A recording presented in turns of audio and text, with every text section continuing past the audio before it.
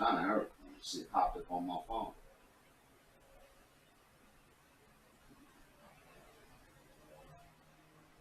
Islam, YouTube family, Facebook family.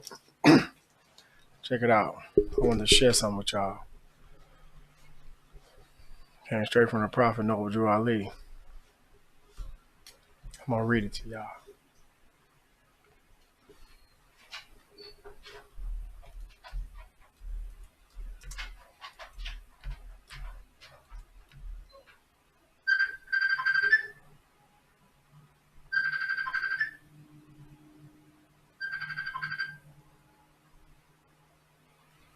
Man, I'm doing something filing this report. I'm almost done. Let me, in fact, let me send you this link so you can, I'm about to go, so I'm about to go on the air Okay. on a podcast. I'm sending you an invite. I'm sending you the link to send you on the podcast. First, I'm gonna tell you all exactly what caveat emptor, what it means, I will. before I give it to you I how the will. Prophet gave it to us. Okay. Okay. Bye. All right. Caveat emptor is a Latin phrase that can be roughly translated in English to let the buyer beware, unquote. While the phrase is sometimes used as a proverb in English, it is also sometimes used in legal contracts as a type of disclaimer. In many jurisdictions, it is the contract law principle that places the owners of the onus, the oneness of the buyer, and to perform due diligence before making a purchase. The term is commonly used in real property transactions as it relates to the sale of real estate property after the date of closing, but it also applies to the transaction of other types of goods, such as cars or people, groups of people for that matter.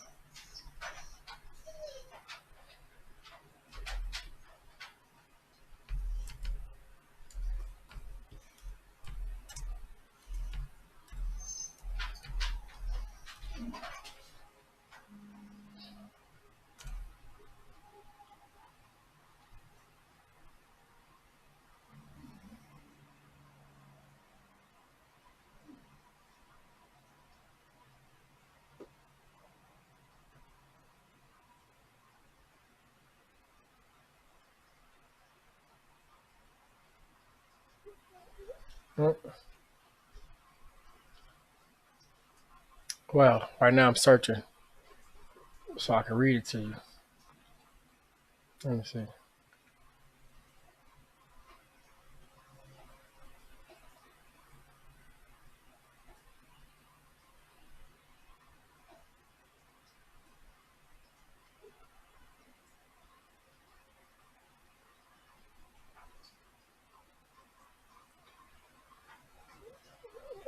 Here it goes.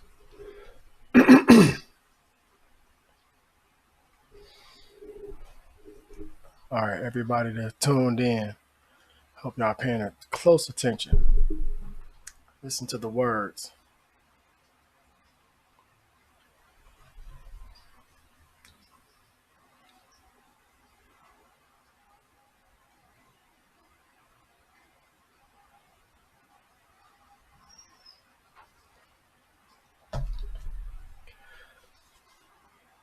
Moors are men, upright, independent, and fearless, who care for their loved ones and follow the Prophet to a destiny which is not uncertain nor unknown.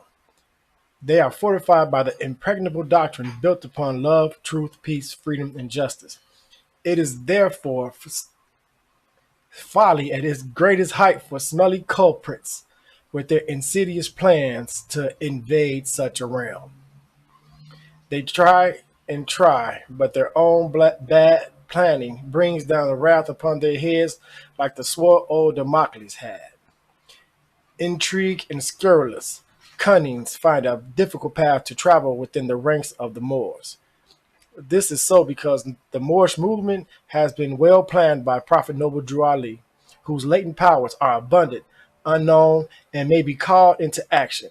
as a matter of defense at any moment.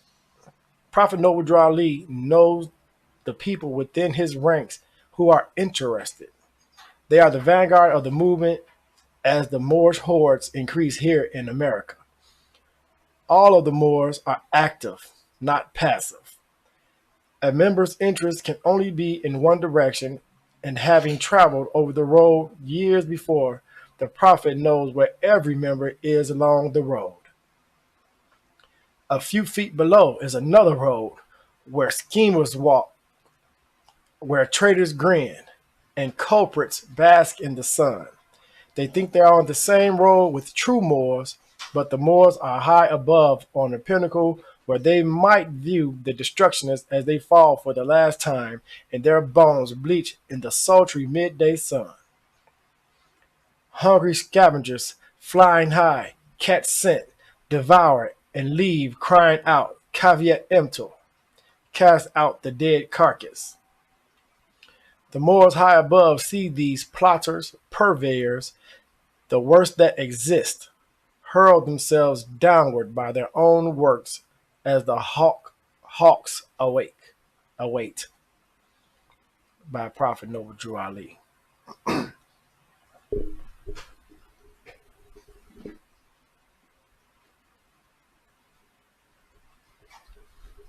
All right. Well, I've got that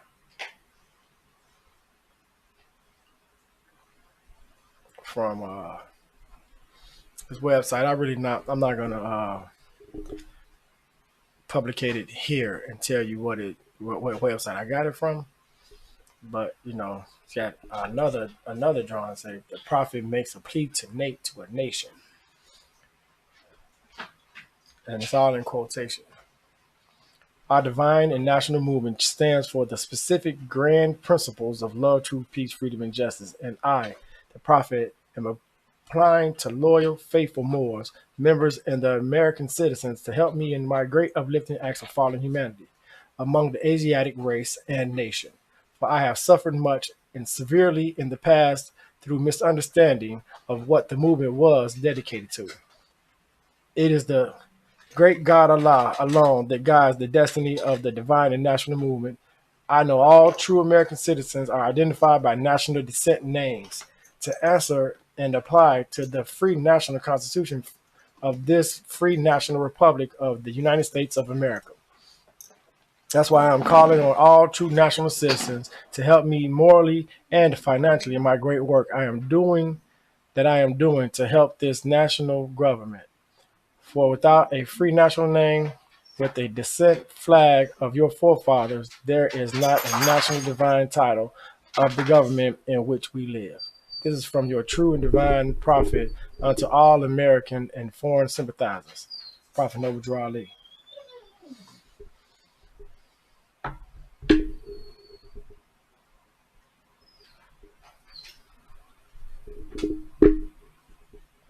And for those of you Moors that do know the divine constitution, Act 6 states, with us, all members must proclaim their nationality. And we are teaching our people their nationality and their divine creed that they must know that they are a part and parcel of this said government and know that they are not Negroes, colored folks, black people, or Ethiopians, because these names were given to slaves by slave holders in 1779 and lasted until 1865 during the time of slavery. But it's a new era in time now, and all men must proclaim their free national name to be recognized by the government in which they live and the nations of the earth. This is the reason why Allah, the great God of the universe, ordained Prophet Noble Drew Ali, the prophet, to redeem his people from their sinful ways.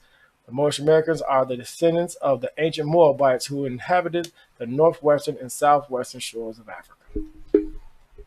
Check it out yourself. All right, we got Sheik Ali in the building. Boop. This man is always busy, but he definitely in the building. Islam. Islam.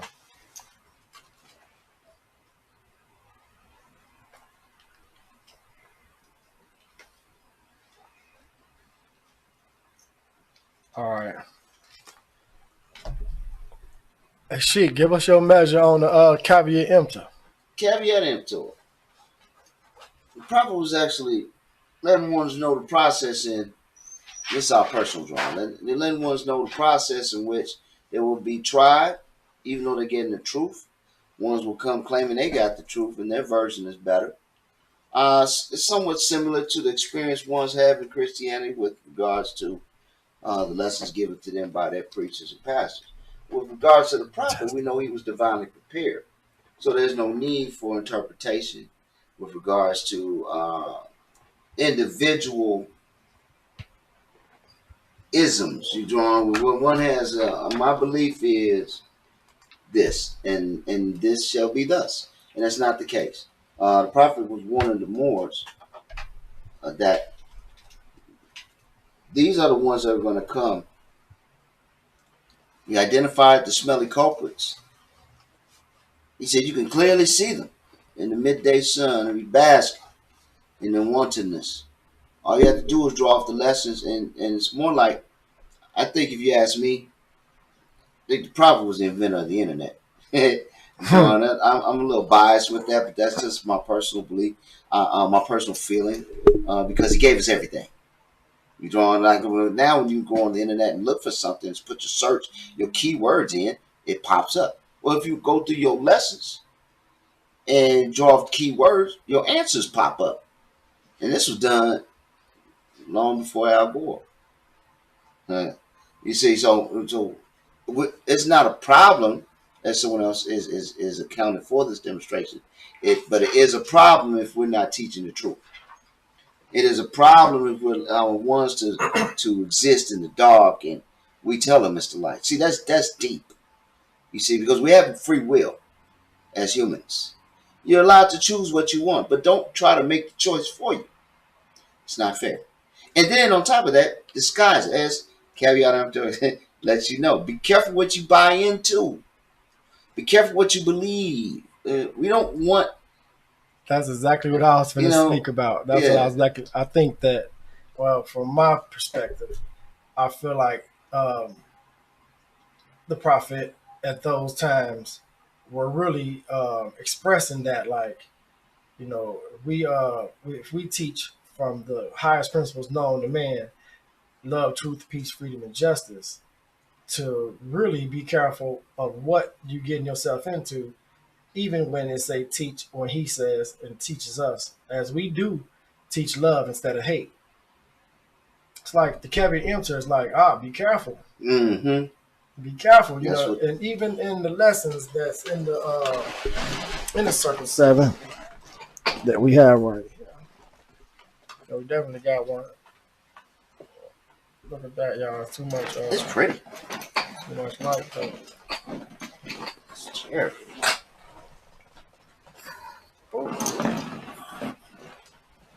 He's tell us even within dealing with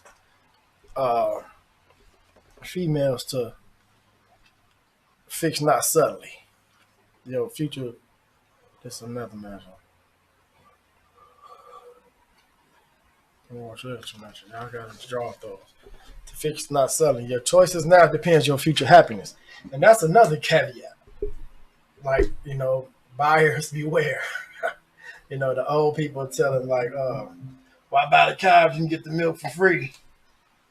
You know, and you know, on that aspect of like with the nation and the love, teach love instead of hate, like I was demonstrating earlier, I feel like it's a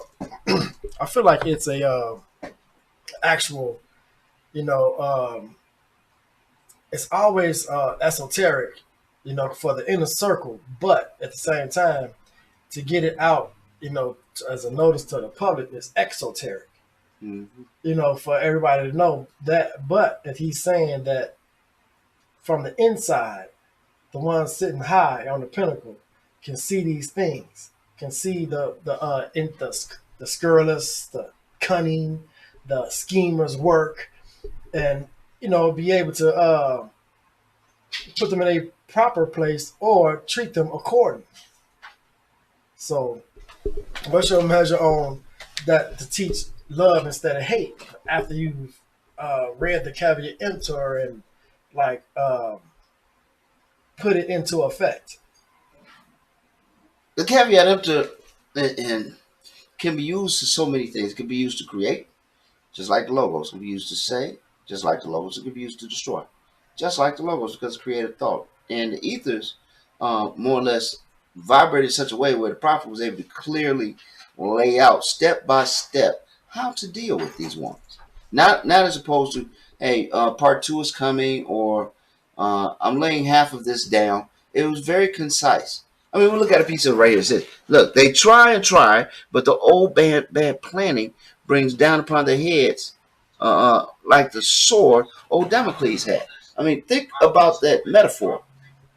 You drawing that sword that Damocles had canceled out quite a few forms, quite a number. So much so Whoa. that it's heralded in maritime and war history.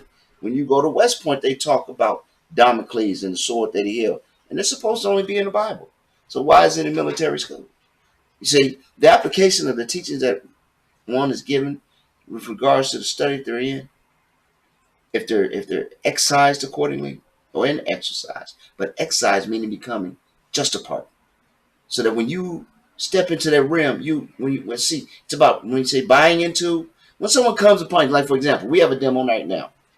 You get a notification in your inbox, and it's someone you know, and they ask you, what would you do if $5,000 was deposited in your account, and you have an option. Hey, it's my guy. I could possibly. Well, what do you tell? What do you think? Well, I did it like this. I put in so much, and I received twice as much back. So if you put in this much, you get this much, this much. You know what? I put in this much. You know what? That's my friend. He wouldn't do anything to hurt me. He has an insight on something. So I will follow his advice. And you end up identity theft. Right. And then they say, caveat emptor, you angry because you don't know what it means. You're really angry because you got, but you got twice. One, you didn't study. Let the buyer beware is a very bold statement. You buy into so much without spending a penny. Just be careful what you bring home. That's another way that they do that is by signing contracts because they don't feel like reading them. Exactly. They, and then get surprised at the end. Right. Be aware. Be very aware of what you're signing when you sign it. But I was definitely thinking because while you're demonstrating, I'm thinking like where we're gonna go. All right, it put me in the thought of because when you mentioned the military schools and things like that, it put me in the thought of the left and right hemispheres of the brain. Mm-hmm. You know how the left side of the brain is the side that is most of the time it's connected with like destruction of things that or not so much, not so emotional. Then the right side is like where the like emotional, the spiritual, the heart being in harmony with nature and the things, and just being able to build. It's like so if you look at it like a almost a scale. On the left side is destruction. On the right side is building. And so dealing with religion is like targeted for the right side of your brain for you could want to be spiritual, want to be right by your moral standards and your moral compass, and not vibrate on that low frequency. Mm-hmm. Just as the prophet teach us about our higher selves and our lower selves. It's like the same thing. So, and I kind of, within my subconscious, I always utilize what the prophet teaches us, and think about like even like civilization, where I come from, the different Asiatics, and I would say Asiatic melanated peoples of the world, from Kemet to Sumer to uh, the Moabites, Canaanites, and I can mention a ton of others, and even it goes into the different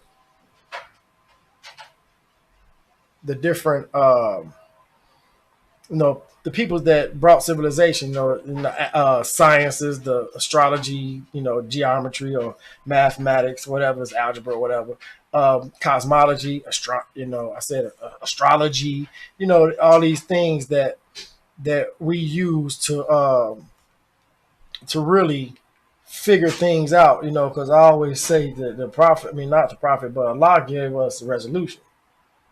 He gave us resolution, and that was what our ancestors used to figure out mathematics, to figure out astronomy, to figure out where Sirius A, Sirius B, what constellations were, and what they used to navigate the waters and things like that. So you think about those left brain and right brain people. It's like the Europeans is left brain people, and the Moors is right brain people. What's your take on that? And I'll be honest to the viewers. This first of all is respect to them, Uh because as this brother knows, when I have something, I'll be chomping at the bit, and I get dramatic. I get illustrative. Like, ooh, it's my turn. I want to say something. The whole time, Mo, you drawing off that left and right, it took me back to I'll say a forum huh. whereby and I take it on a different level for a moment with regards to, let's say, unconscious ones and drawing off them on their level. Now we got these guys that they wear the hats to the right. You drawing, and you got these one that wear their hats to the left. Now, when you was drawing off that demonstration, you were totally on point.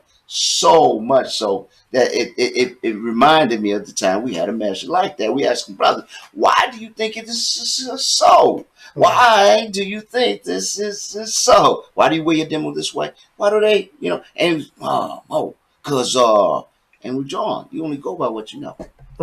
You drawing. But the truth being is what Moses said. See, and I keep saying hat for a reason. This crown represents your level of understanding. Okay. Your hat, your headpiece, it presents you. When you come into someone else's domicile or realm, it lets them know what you signify. And by being that way, when they see what you signify, they have a full measure on what you were coming to represent. See, in the days of old, ones would see one traveling and they'd be heading towards their demo to the castle, what have you. And they would see the flag or the standard that they bore. And they would be able to understand and know that they're not coming for war or coming for travail. They're coming for peace or for commerce or for trade, or for just discussion or to pay tribute maybe. So that way the arrows wouldn't hit them before they came in range. But we go forward now. And the ways of representation and symbolism have altered somewhat. So we have ones that take pride and represent themselves on the direction in which to be able to hat go. But here we go. When you turn your hat to the right and the sun is shining down, symbolically, you are shading this side and you are energizing this side. So that because this is the emotional feeling and take off side, the left side, with the energy symbolically, little do ones help. See, with the energy energizing into the negativity, the minute the negativity gets a spark, bah, all hell breaks loose. Ones who wear the demonstration to the left are shading or diminishing the ability for that self to control. Giving light to this side, energizing higher thought, higher existence, and higher meaning. That's cold. That's cold. John, I was trying to see where you was going with this measure, and that's a cold measure. And I just want to say this, because I don't think people really know, but my granddaddy told me that, when I was younger, he had an earring in his left ear. He always dipped his hat to the left, and he always put his belt buckle to the left side. And I asked him, Why? He said that when you put it on the left side, that means that you're heterosexual. Ha! If you put it on the right side, that means that you're homosexual. Yeah. And that kind of stuck with me, like even through just growing up. Then knowing some people that I'm not even talking about a gang affiliation or nothing like Mm-hmm. that, but I just know people that didn't have any affiliation with that, but slightly tilt they had to the right. Mm-hmm. But I know that that person was a homo. Mm-hmm. Or then seeing old brothers like Louis Gossett Jr. You see him in pictures. He got his hat dipped to the left, and got his earring on the left side, and I just seen the signs and symbols as I grew up. Signs of self. So that was like a really cold measure right there, and you demonstrate something that was real cold out.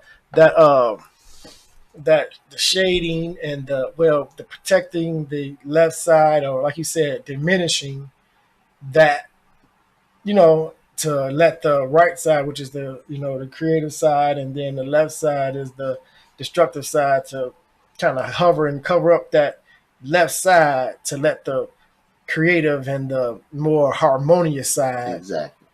um, be prevalent over that type of thing. But then at the same time, the prophet teach the lower self and higher self, and we look at it like that, like what the different sides of what's the lower self and what's the higher self, and John. then we demonstrate when we demonstrate the Morris American prayer.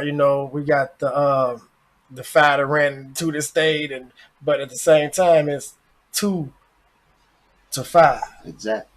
You want it to be with that ratio. You need the lower self, but at the same time, you want the higher self to stand high. And it's like the prophet said, "Know yourselves." He didn't say learn your lower self and shun it. He said, "Know yourselves." I mean, know your higher self and know your lower self, because in these days in time, which is a new era in time now, Mm-hmm. you really need both of yourselves to really function on this plane of things made manifest.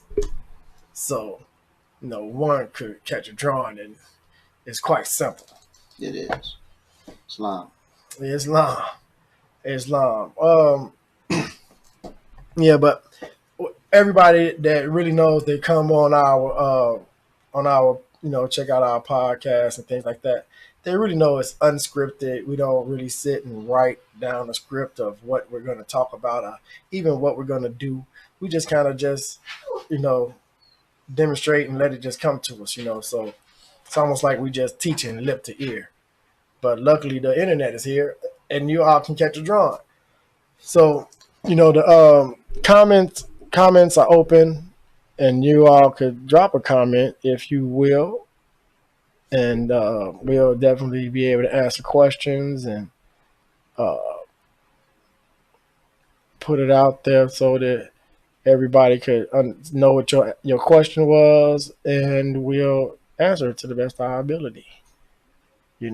So if you have anything that you would like to draw for, it's time. Okay, it's always connected.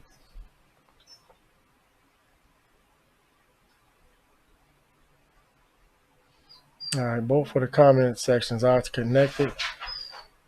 Are we good? Now I hear my dog in the background.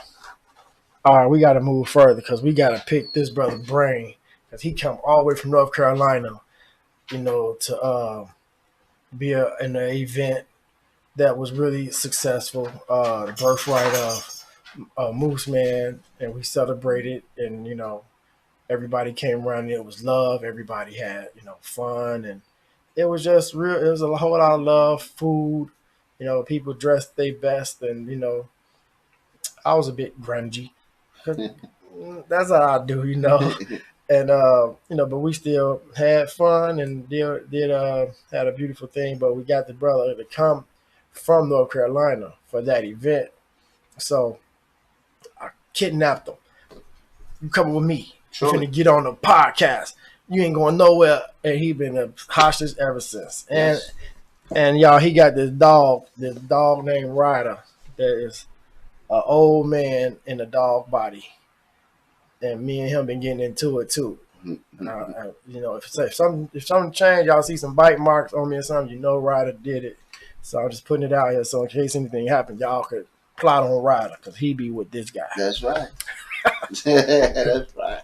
That's my ride. Ride of Bay. No doubt, no doubt. So, what other measure you would want to give to this to the people, or just off the top of the dome? Because we should, you know, inshallah, people tune in, but at the same time, they are going to tune in as we demonstrate that you know they can and it's available.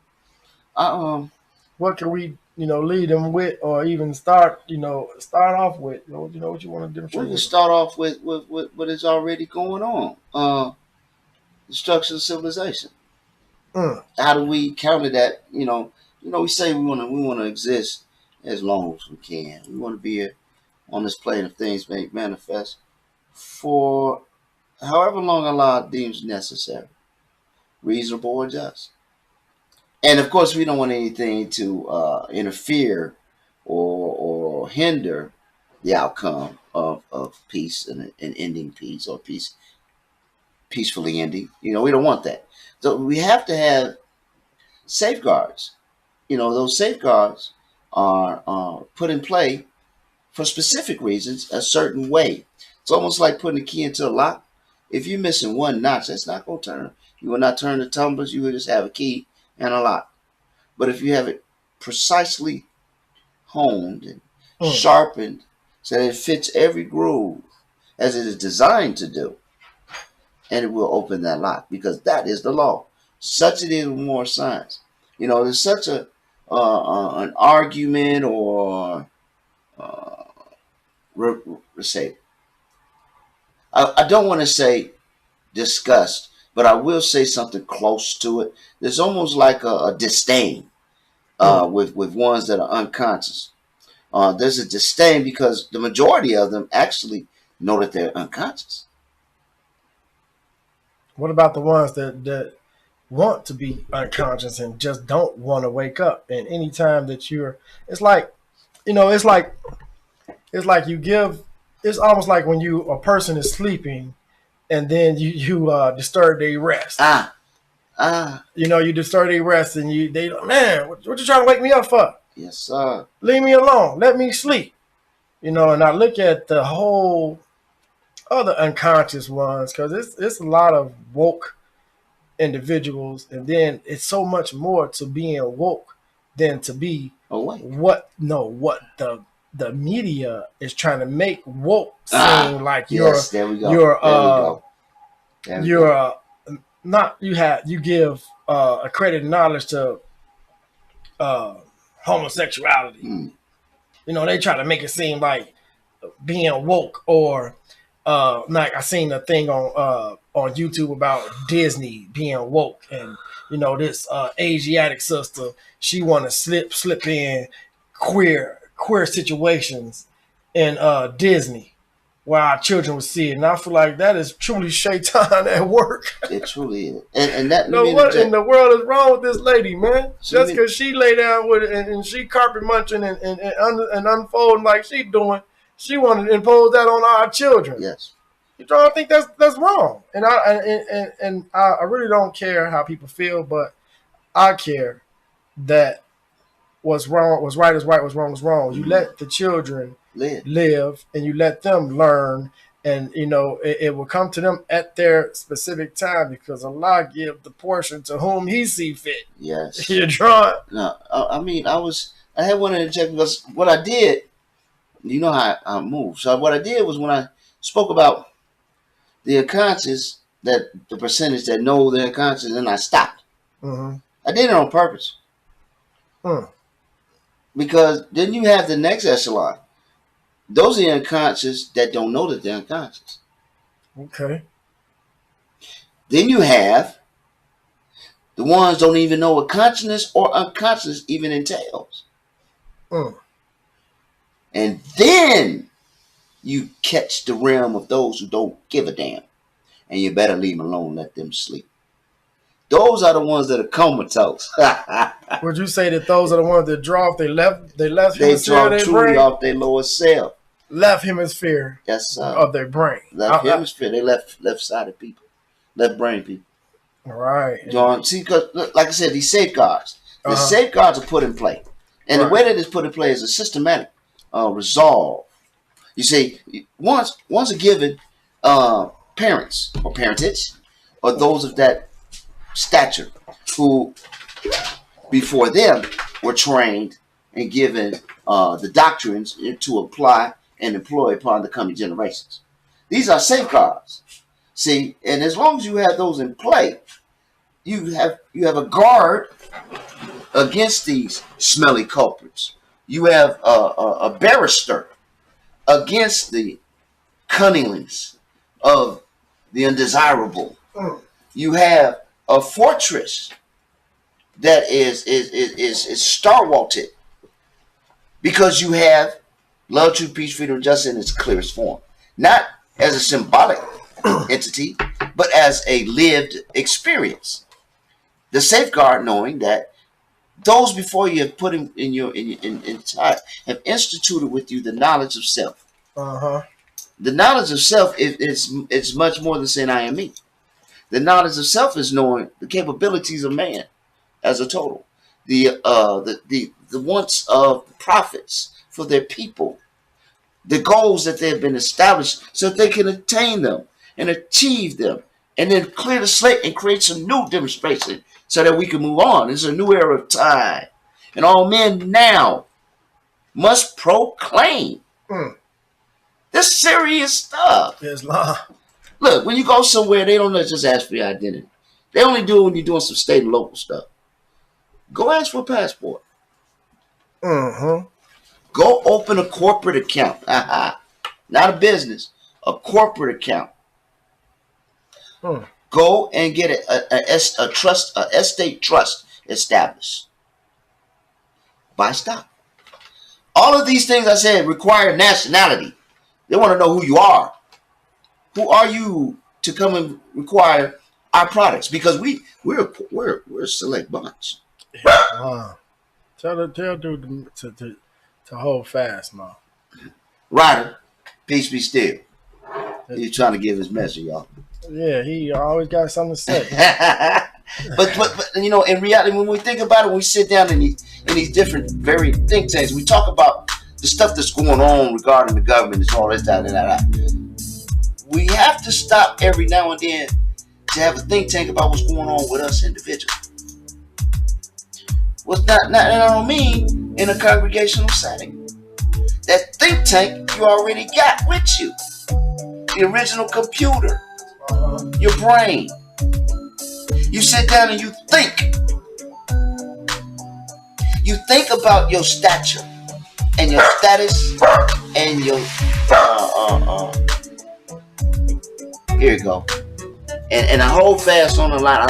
I hold it in, but it's kind of big. It's very special, but it's not for the weary. And it's called finding a reason of being. Because once you find a reason of being, just first look at it. Reason is what? Why? Okay. Why? See, reason comes from understanding. Reason really comes from the word resolved, meaning that you have come to a conclusion that this is the thought that is going to be as it is, and you go forward with it because you have reasoned it out. You have solved it. It's no longer a puzzle or mystery. So when you've reasoned why you are here alone, just that, it ain't to not be naked just because society say we must wear clothes. All right, what's your portion on logic? Because logic and reason go together. They truly do. So, give us your portion on logic. Logic, to me,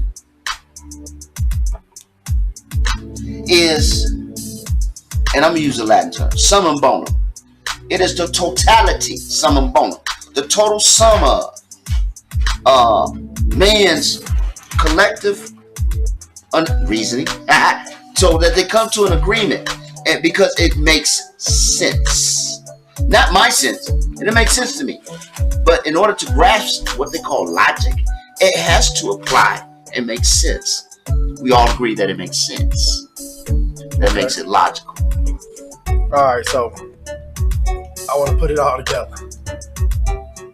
Men should draw off logic and reason because women are emotional. Women being emotional, it really gives them power because they are the powerful being. Yes, they are. They got more power than men, whether men want to accept it or not.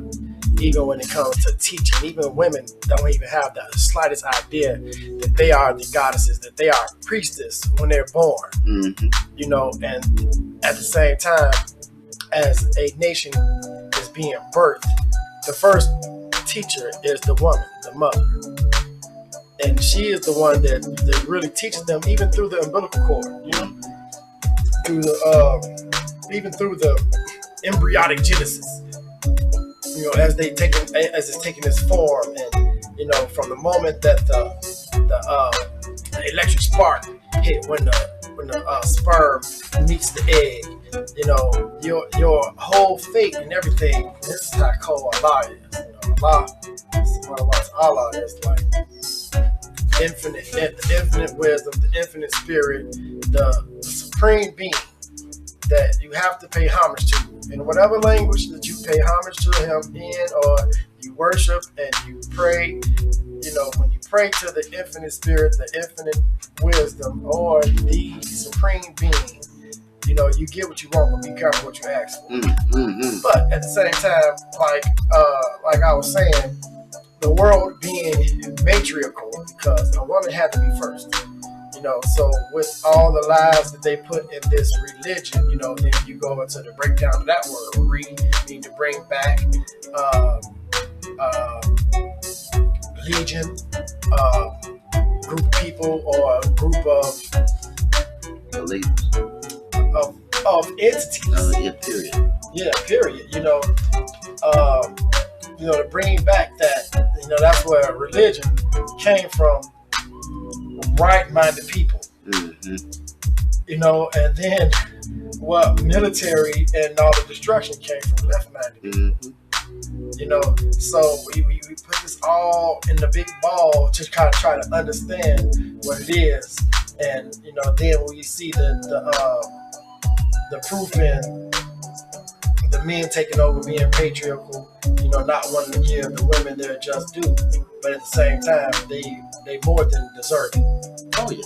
You know, and that's why even like with building in a religion type of setting, you know, you always have that, and I seen it in the Christian churches when I was going to church, that, you know, you have the church's mother, that nobody disrespected, nobody, you know, everybody agreed with whatever she demonstrated because she demonstrated with sincerity from her heart, you know. But if she didn't come to church that day, nobody still sat in her seat. Her name was Mama Gwen, R.I.P. Mama Gwen. If everybody knows, I used to go to Trinity United Church of Christ, and Mama Gwen was the one. You know, but so I just want to give a just due to the women, and you know, let y'all know that we understand y'all struggle. Yes, we do. I was I won't lie, I haven't voted since Obama, but I wanted to kind of entertain the thought of voting for a woman, because I only with the expectation of her winning, because that was the premise for me with Obama. I knew he was going to win, that's why I voted. Now, he actually said, my vote, I know I'm voting because he's going to win, but our women, we tell ourselves they're the backbone of civilization. Well, they're actually the front bone too. And like Mo was saying about the umbilical cord, it is the embryonic antenna between Allah and man. And to me, along with the first sound that the child makes, to me, I always see it crying out to Allah, and he's not happy because he came to this plane of things made manifest. And it's weird because it's at the same hour that spirit deemed it necessary to be here. See, and that's the confliction, and it's going to be universal and it's eternal with man. You know before you do. We come from a small steel state, part of a great entity, and we decide to tarry and play away from what it is that we were flowingly doing a while ago. We want to go through storms. We like them. Think about it. You got your woman, and you're being intimate. I'm not small sidebar, just something. And pow, you tap her a little bit when she looks back, gives you that smile. Now, both of you are into that. It's not she like when I do that. No, you like when you do it too, because you like what you get from it. See, such as it is with the, like I said, you have these safeguards in place. And I'm going to keep pushing to the message concluded. The safeguards are what Mama tells you and you do. Mama shows you. You thank her by doing it. That's your safeguard. Right. So that when you advance a little bit more, then you're giving a little bit more. See?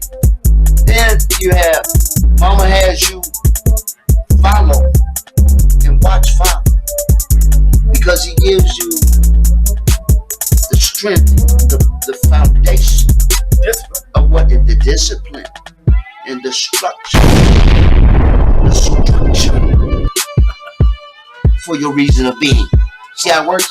So as you advance even further, and you're going through the schools of higher learning, you attain so many different procedures for your reason of being. Allah says you have the power to recreate yourself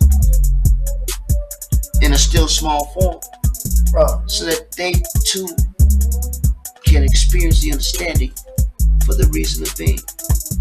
Alright, so what about the information that's passed through your DNA?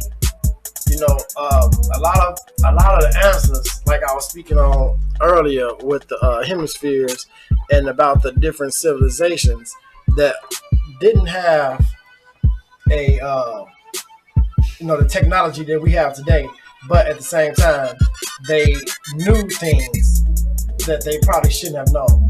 You know, and it's like it's all like, to us, this internet, this thing, everything, all of this stuff is ancient, really. You know, it's like we know this, and I'm talking about from civilizations, I'm talking about 6,000 years ago, but we're dealing with a being, and I'm saying human being, that's been on this earth since it was created. You know, despite what they teach in religion. You know, it's the whole thing that all the questions and everything is in that DNA structure. All the answers to whatever we need or whatever questions that we have in life, we have it within us. So a lot of times to look within, you know, like they teach in the keys in the Moore's questionnaire for Moore's children, in the questionnaire for Moore's children, where can you find Allah in your heart? You know, I always say to a lot of people, you know, your heart does what it's supposed to do, and that's pump blood through your body. You know, so using the heart as a symbol of where love lies and one could break it and things like that. I think that's all. I think it's all some crap. Just to say it in layman's terms, I think it's some crap to teach people that when it's really their mind, you know, that's connected to their soul, to their whole existence. You know, but don't put that on your heart, because it's not your heart does one thing, is it pumps blood. You want to keep it healthy, so you want to eat right, you want to have your diet right, you want to exercise, and you want to keep that going. But don't feel like somebody could actually break it, or that that anxiety that you feel when you've been done wrong, that's all mental.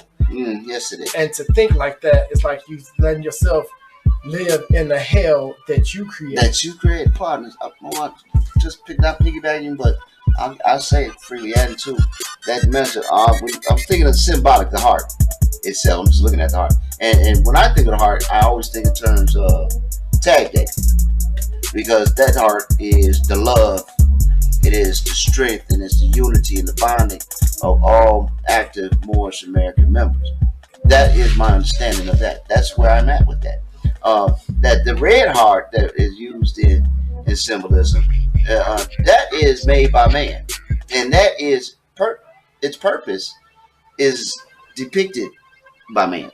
It is there to show your care, to show you love, and when you see it with the crack between it, you no longer love, you no longer care, and one must be careful. Once again, caveat emptor. It's become the thing. Be careful what you buy into. Like Mo said, one can't break your heart, because if it is, you're not going to be existing. If that what you really have, you would definitely change. Peace of love. You're out of here. So, you really have to be careful what you buy in. Buy means accept. Buy means agree. Buy means desire. Fulfilling desire. I want. There it is. I got it. So when someone tells you, "Oh, they broke my heart," and you say, "Oh," you bought into it immediately. Just like that. There's a thing called the ability to spell words. Spelling. If you take the ing off and you say spell dog, D-O-G. Okay, good, thank you. But spell. So when you say dog, you got to envision dog, kind of dog. There's a dog, and what does the dog do? So now, on top of that, what are you thinking? What are you buying into? Because I could say Rottweiler dog. You don't even like him. Right. So now I've distorted our agreement. But the confusion is I have to keep in mind the premise of what I brought you, and that's that red heart. See? That's why ones be like, stay on track. Keep to the point. Because I've put a spell on you. And I have to keep you until I've completed saying what I need to say to get the response or responsive action out of you that I want. If I want you to believe that I can break your heart, you're going to believe it. You're going to be walking around with a broken heart. If you want me to believe that I believe you have a heart that can be broken, I'm not. Because it's a function of your body. But when you say, where's nearest place that we could meet Allah? And we say, the heart. When I said originally about the Yunus heart, the heart of Yunus, it's just that. Because you are returning back to the original principles. The love, truth, peace, freedom, and justice law that is mandated for expression to those at all times, a proclamation and proclaiming who you are as a Moorish American. Islam.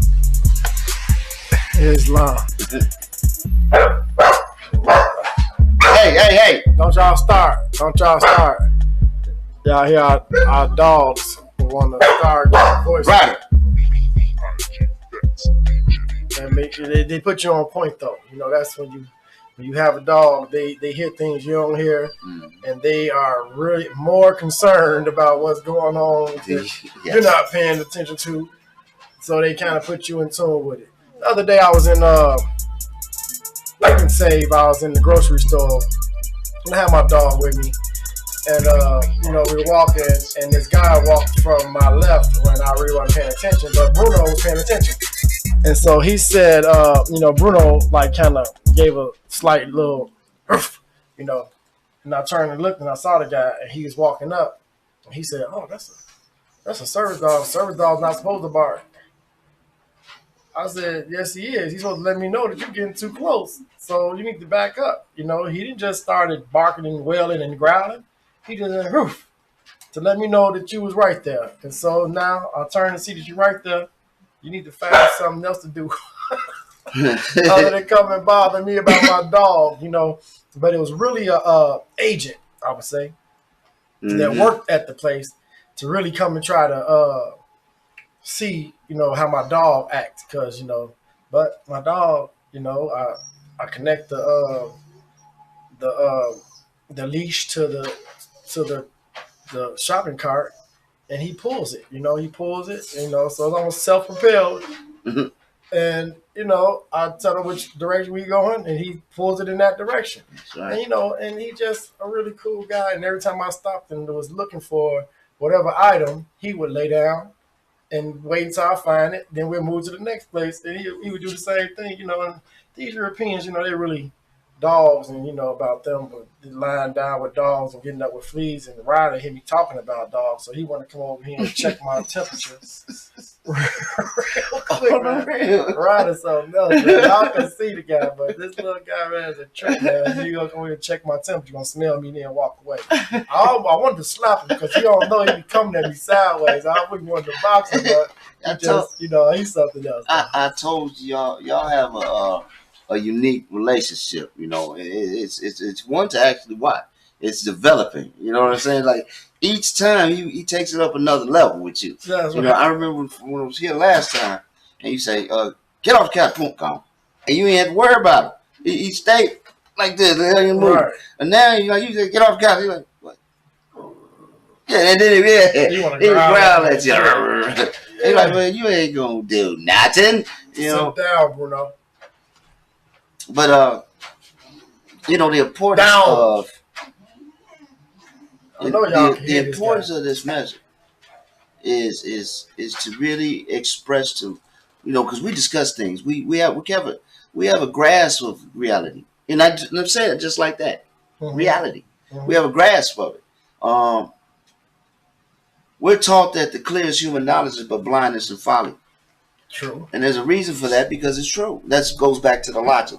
Mhm.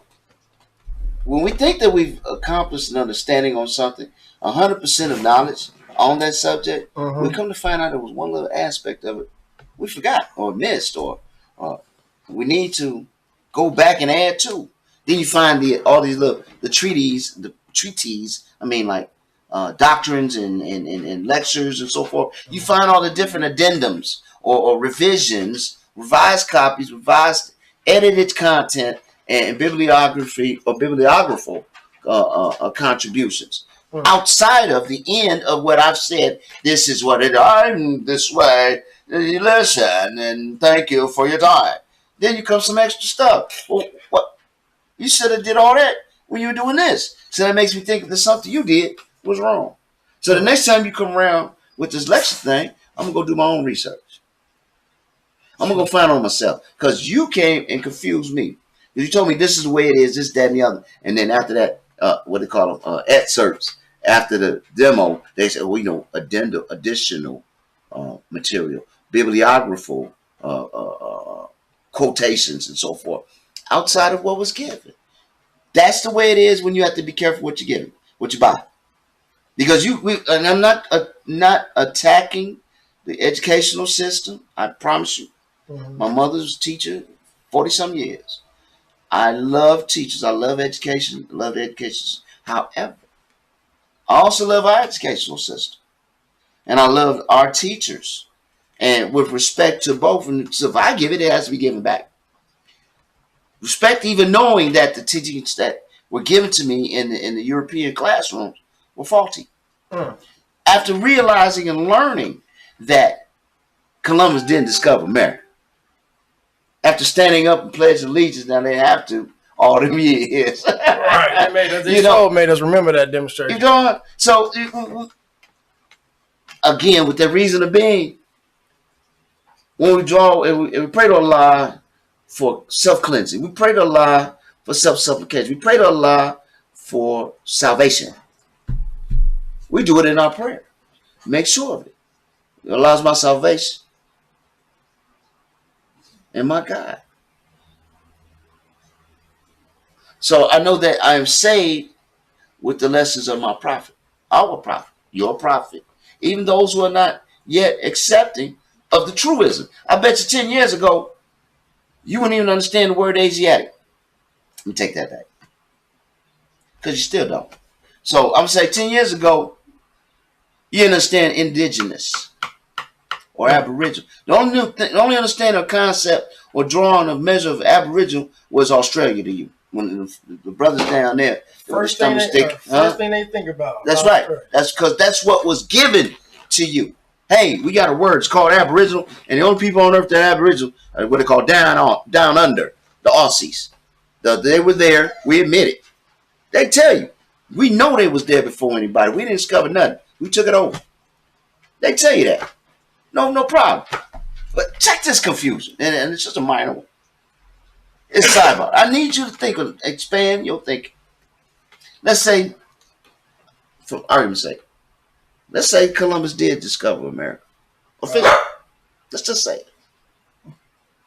Let's say that he did. Now, we think about maritime law. That is the law of coastal naval entities through their royal governments. Navigable waters. Exactly. All navigable waters, how they've been measured and dociled out to the various powers that be.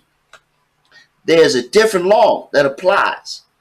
Now, once you traverse certain things, there's certain waters, certain levels, certain degrees of longitude, latitude, and water. If it's not claimed by one of these powers, then it's open for claiming. But there's a law behind that.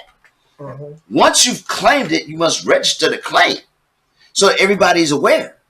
So there will be no additional claims, which leads to war. See? Maritime law.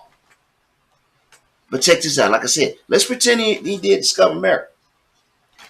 Why the hell Spain didn't get recognition for it? Come on now. What was the question? Columbus discovered America. Okay. Why didn't Spain get recognition for the discovery? Because Isabella and Ferdinand loaned him the ships to navigate on the waters with. Yep. And he owed them money? No, he had already owed them money. Remember? He had already owed from a previous failed what's called excursion. But during that excursion, he was given he went to West Indies. And when he went to Isabella's, because a friend of theirs, a mutual friend, spoke to her and got private audience. So he couldn't go in front of Ferdinand. Ferdinand wanted his head because he had messed up that money the first time. Okay. But he came back and said, look, there's a place abundant with gold, just beautiful water, beautiful land, plush, smokable leaves that we've been buying in abundance. There's valleys of it. We could get that and have it for ourselves. With the animals are they're healthy. Keep in mind, 1492. Right. Not too long after them plagues and all that demonstration. Wasn't nothing edible but humans. You know, over there in England. Over there demonstrates. Yeah. That's why that zombie demo cut. No, I'm cracking joke. But I'm saying, according to law, you have to put a flag on a discovery. America got a flag on the moon. Stop. Okay. Ryder Bay. Stop it. Lay down. The dogs getting too fighting. Yeah, the dogs are they trying to tell us what they know about this world from the level that they come from. See, if you do listen to those entities, you get a message from Allah. They'll let you know when dangers come. Earthquake, they hear earthquake before the little seismographs. They do before the vibrator, the little thing. That if anything move, they catch. Animals catch it first. Because that's their agreement with Allah. That's true. That's part of the covenant. Before I finish the last again, I have a point. Again, we're saying he did discover America. Okay, fine. We know that's I don't want to use profanity. Okay. But the law mandates that the prevailing entity must take not only ownership of the discovery, but then they have to colonize. They have to put some investment, some interest in the claim. They can't just claim and leave it barren. So I'm saying, I said, let's pretend. That was pretense. Okay. The truth being, America was never discovered. America was never discovered. How can you discover what's already known? And people was already here. But see, the great lie that is spun and told to the people is that, oh, hey, over here on this side of the world, where you thought it was monsters and edge of the world, a great navigator has brought us these treasures. Mind you, 2 of the ships never made it back to Spain. But on this one ship, we got chinchilla, hamsters, and zebra, all that stuff that they don't have over there, you know. So we ain't no zebras in America, but I'm just saying. To confuse it, because right after that, we have what is the next most significant find in history is the Treaty of Peace and Friendship between this land and Morocco. Now, how can this land have a treaty if this land is not discovered? Treaty means agreement. Right. Morocco at that time, if you do your research, Morocco at that time was the preeminent governor of the world. They had to handle everything that moved. Everything. If you sell it a Snickers bar, it probably had the Morocco seal on the back. So the agreement was, hey, we're going to do commerce. You set up to sell stuff, to buy stuff, and to trade. We agree with you. But when our people come through, you're going to treat them this way. If this goes wrong, if something's happening, if we have a war or something, and my boys get unarmed and they throw up their hand, you can't kill them. Yeah, that's true. Yeah, You must quarter them and give them an opportunity to have a tribunal by their own people. This is an agreement. And this agreement shall last for so long. Now, after the agreement, have your way.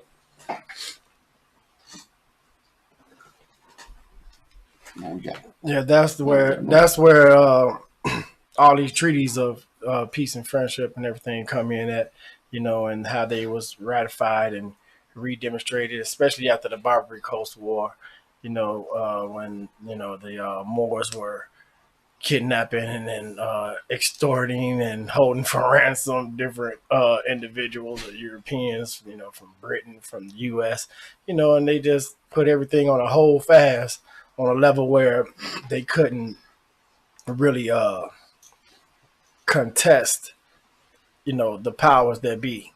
But, you know, as was said, you know, once things are conquered and stuff, you can hear the cars outside and everything. That's crazy. But you have to make a way for everybody to get it. But we're gonna wrap this on up and get everything, you know, in perspective. You know, thanks for listening. Come check me out. YouTube, subscribe, hit the like button, ring that bell so that every time that we do go live, you'll be notified. And, you know, we're going to continue to come with this information on a whole different level with a whole, like, more laid back demonstration. And as we do, you know, we'll be taking comments and questions and answering them and, you know, demonstrating with the people. And, you know, contact me at gsnoblehendricksbay@gmail.com. And, you know, for viewing or for an interview, and we could discuss some things. I don't do debates. You know, what we do here is teach. We don't do debates, and we're going to leave it like that. And, you know, we want to just demonstrate peace and love to everybody out here. Peace and love to Sheik Ali for being present and showing his knowledge and self here. And we're going to continue to do great things and be industrious like the Prophet told us to be and keep the Prophet out front. Praise Allah. Praise Allah. Highest honors to the Prophet Noble Drew Ali. High honors and worship and praise to Allah subhanahu wa ta'ala. Yes, and y'all be careful. Love instead of hate. Peace.